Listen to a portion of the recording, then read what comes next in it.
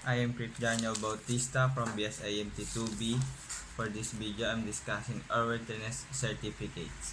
In 5.4.1.2, the eligibility says that any registered owner of the Republic of the Philippines registered aircraft should apply for certificate of the airworthiness, shall apply form and acceptable of the authority.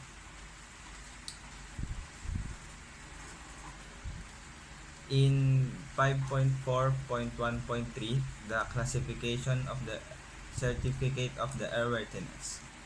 For aircraft in the given category, a standard certificate of airworthiness will be provided in the type of certificate as well as the model authorized by the state of the design. A special certificate of airworthiness in the form of certificate may be issued by the authorities.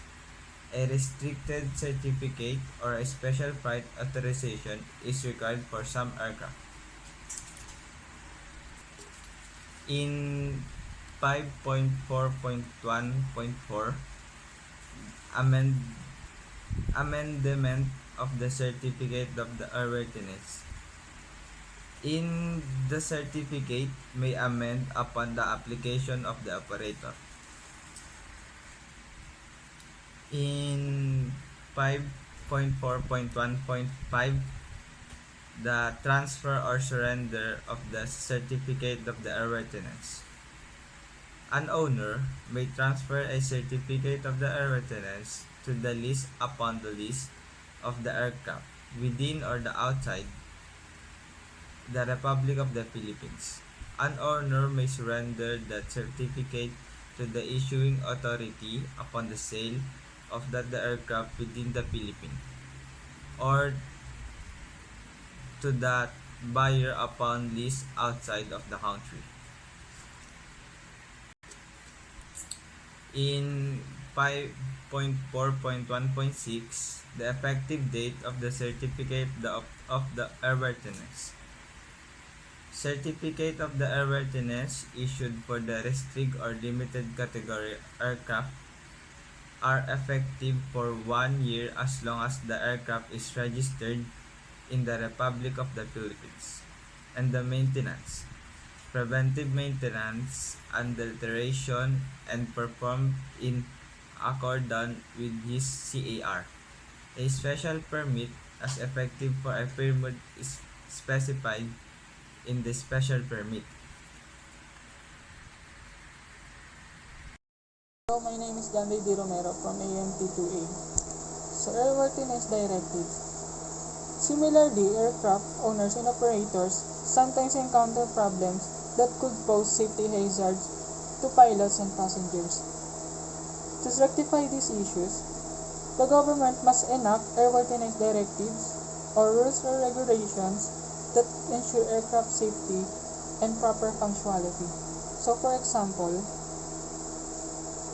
upon registration of an aircraft in the Republic of the Philippines, the authority will notify the state of design of the aircraft of the registration in the Republic of the Philippines and request that the authority receives any and all airworthiness directives addressing that aircraft, airframe, aircraft engine, propeller, or component part.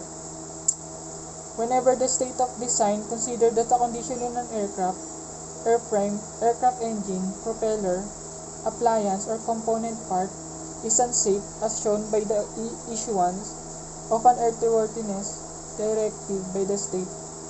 The requirements of such directive shall apply to the Republic of the Philippines registered civil aircraft of the type identified in that airworthiness directive. The authority may identify manufacturers' service bulletins and other sources of data, or develop and prescribe inspections, procedures, and limitations in the form of an airworthiness directive for mandatory compliances pertaining to affected aircraft in the Republic of the Philippines.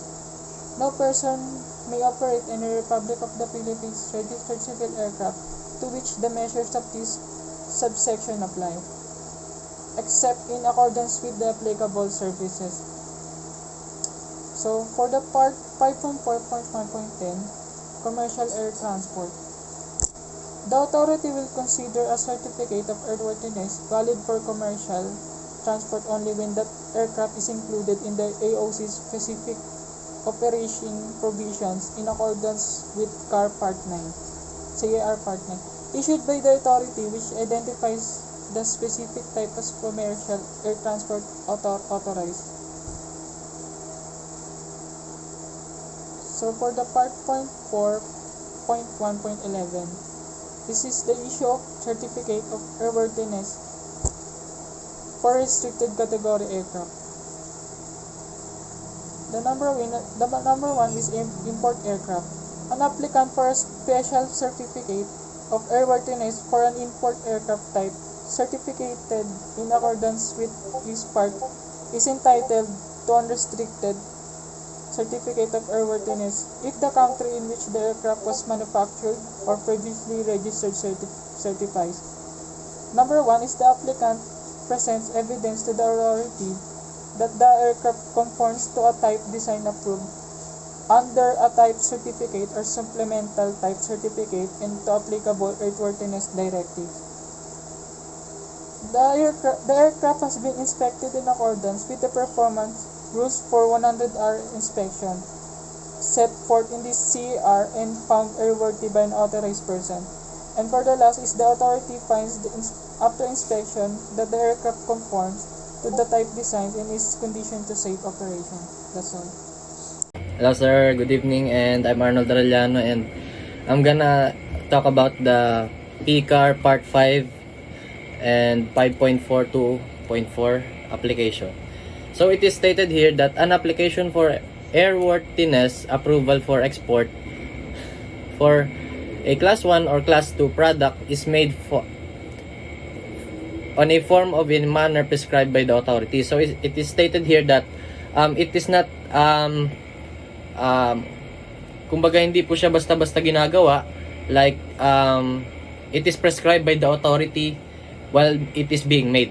Okay, so number one here is it is separated application must be for number one, aircraft sa aeroplano. Number two, each engine and propeller, except that one application may be made for more than one excuse me engine, propeller, or propeller if all are the same type of model are exported, same purchaser and country. Okay, so it is stated here that lahat ng ginagawa na application per engine and propeller are made for the same export and the same purchaser and the country. Okay, so number 3, each type of class 2 product except that one application may be used more than one type of class product when number 1, they are separated and identified in the application to the model related to the class 1 product. Okay, so number 2, they are to be exported to the same purchaser and the country. So same lang po dapat yung purchaser and the country na papadalahan ng product na class 1 or class 2. Okay, so each application must be accompanied by a written statement from the importing country that will validated by the airworthiness approval export of the product being exported. Okay, so meron tong dalawang type. Okay, so number 1, a product does not meet the special requirement of the importing country. Okay, so dapat may mga guidelines na masusunod pag ini-import yung special requirement sa isang country. Okay, so number 2, a product does not meet the requirement specified in this part of for class 1 and class 2 or class 3 products are applicable for an insurance of an airworthiness approval for export. Okay, so ito, meron dito yung each application worthiness is approval to the product must be included when applicable. So number 1, ito na yung 1, 2, 3, a weight and balance report. 2, the maintenance manual. And 3 is the evidence of compliance. So that's all, sir. Thank you for listening.